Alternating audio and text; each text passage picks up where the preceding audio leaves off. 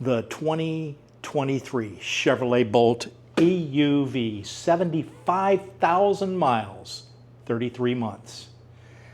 It seems like only yesterday when I drove you off the lot.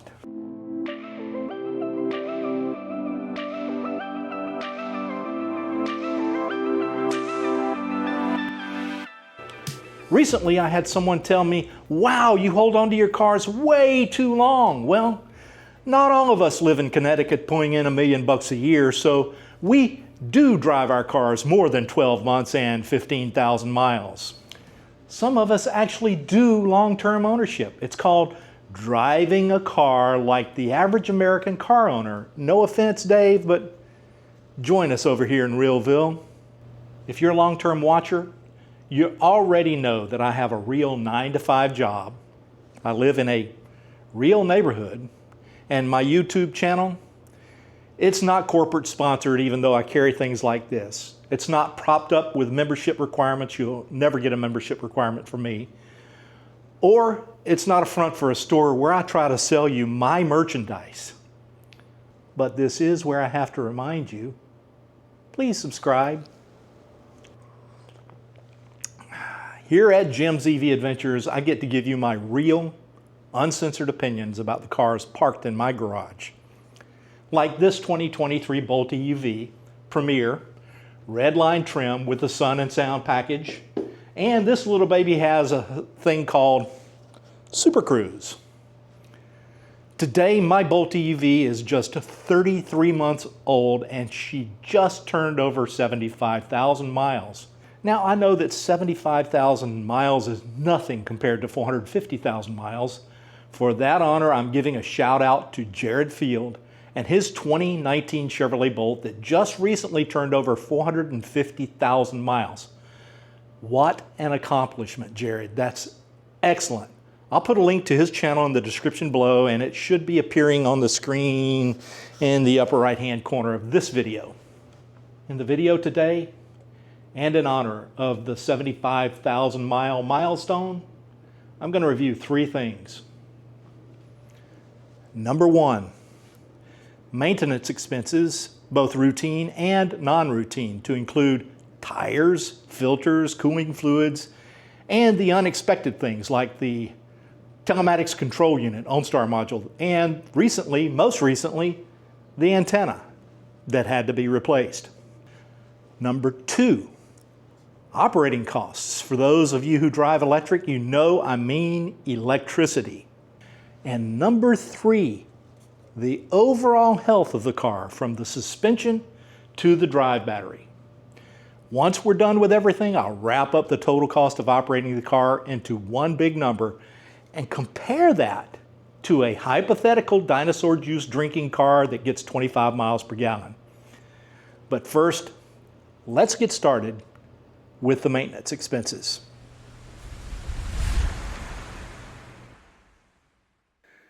Let's open up and discuss the extended warranty. I did not purchase the extended warranty GM offered when I first bought the car.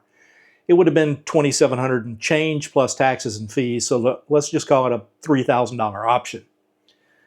I'm going to divide the maintenance expenses that I do report here into 2 categories: routine maintenance, which is never covered by warranty, and non-routine maintenance, which would have been covered by the extended warranty. Let's start out with the routine stuff, and there isn't much.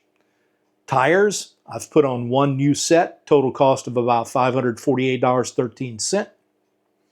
I've put in filters, a new 12-volt battery, and a couple of other items for a total cost of $406. And then most recently, I covered an aggravation item. That was the clicking noise that was coming from the front end of the car on both front axles. That cost $418.94. So total, I've spent $1,373.07 on routine items. And now for the non-routine items that would have been covered by an extended warranty. 2 big ticket items.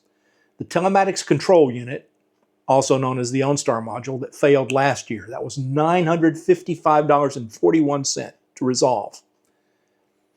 And then most recently, about the same time I had the clicking noise, the antenna, that is the shark fin on the car, failed and had to be replaced.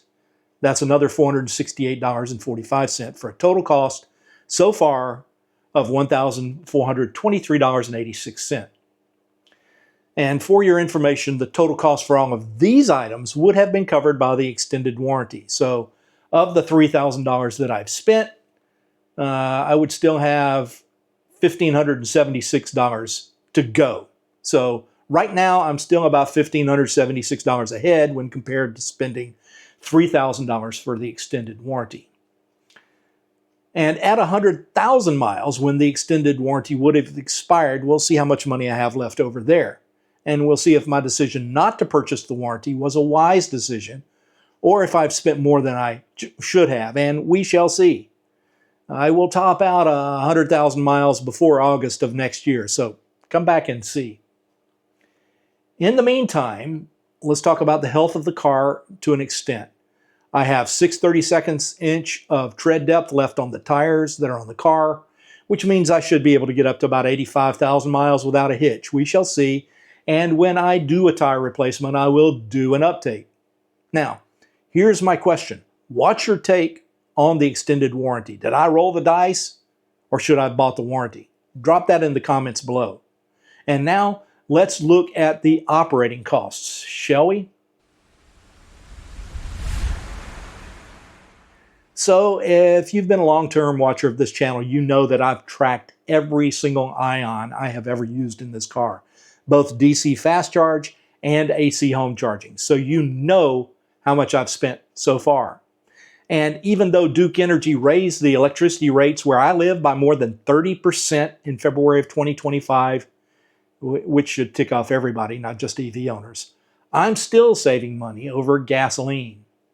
Even with the drop in gasoline prices, the price of gasoline would have to be under $1 a gallon to equal what I'm spending on electricity. And I don't care how much you drill, baby drill, gas prices are not going to that level anytime soon. Look, I get it. Gas has its charms, like that smell after a fill up, but my wallet, it's loving the quiet. So here are my expenses for charging, both DC fast charging and at home.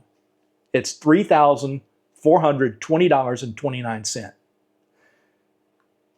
Here's how I computed the electricity cost for AC charging. I basically took the amount of kilowatt hours left over for that specific month and multiplied it by the average cost per kilowatt hour for that monthly period. And it has changed over the almost 3 years that I've owned this car.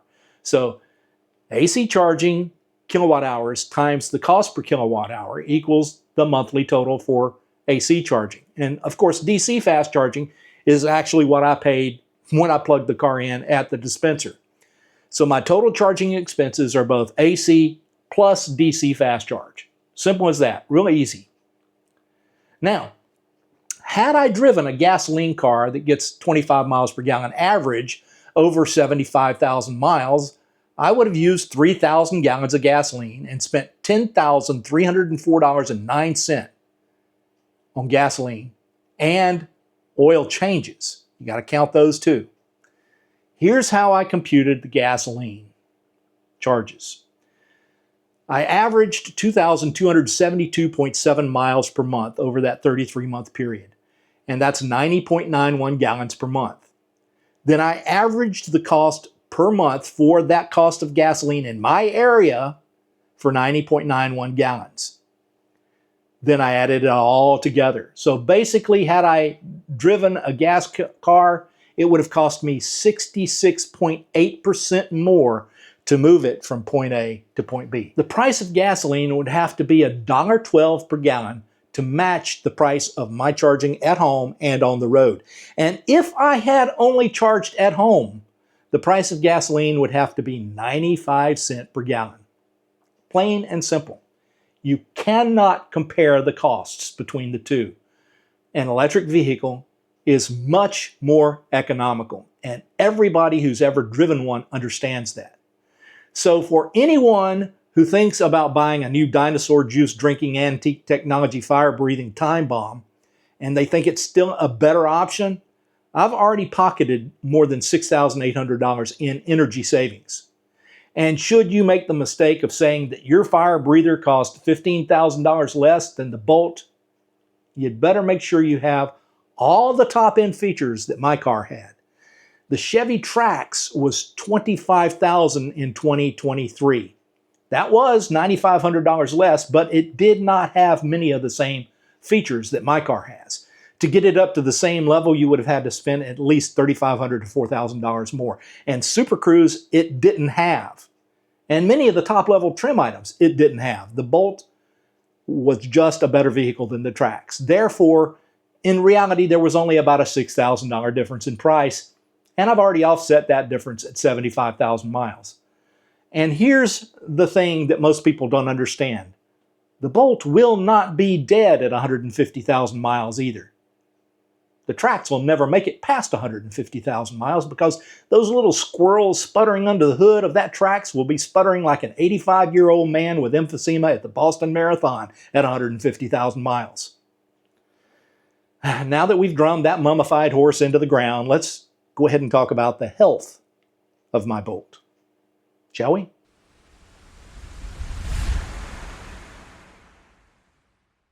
The drive battery. How is the drive battery doing?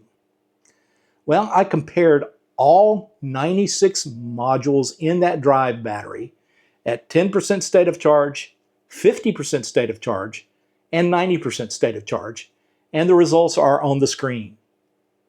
You can see there is barely a 0.01 volt difference between any of the cells at low state of charge or high state of charge. Now, why didn't I do 0 and 100%? Because that's not where I charge. That's not where the car lives. The range is also excellent. I've been averaging about 3.8 miles per kilowatt hour now for a couple of weeks. And when I charged the car to 100% this past weekend, the expected range was 239 miles. Now, when the car was new, at 3.8 miles per kilowatt hour, it would get 247 miles. So I've lost, what, 12 miles of range? No, I've lost 8 miles of range. This means based on this variable, I'm still above 96.5% of the original range and can assume that that means the battery capacity is also about 96.5%. Anything above 95% at 75,000 miles is good. But without paying for a massively expensive battery analysis, and y'all are welcome to send me the money if you want me to do it, I'm simply going to stick with what I know and what we can all measure. And here's how I did this. Again, the battery is 65 kilowatt hours usable at the beginning of its life, and at 3.8 miles per kilowatt, that gives you 247 miles of range. So I drove the car to where my average was 3.8 miles per kilowatt hour over about 100 miles of driving. As soon as I hit 3.8 miles per kilowatt hour over a 100-mile period, I stopped and I charged the car to 100%. And that's where I got the guessometer to tell me that at full charge, I would get about 239 miles of range. And that's 62.89 kilowatt hours left in a battery that started out at 65. Enough about the battery. Let's just suffice it to say that the battery is still in very good health. Now, I did spend money to get the noise on the front end mitigated. I knew it was not the CV joints that was causing the problems because CV joints click, click, click, click, click, no matter whether you're accelerating, decelerating, and especially when you're turning. I was not getting this except when I was in one pedal driving. That's the only time I heard the clicks. And I'm going to put on the screen a technical service bulletin that addressed this in the 2017 to 2019 model EVs. And guess what? They didn't change the front end, so it also applies to all the Bolt models. And as far as I'm concerned, this should have been a free fix because they know it's a problem.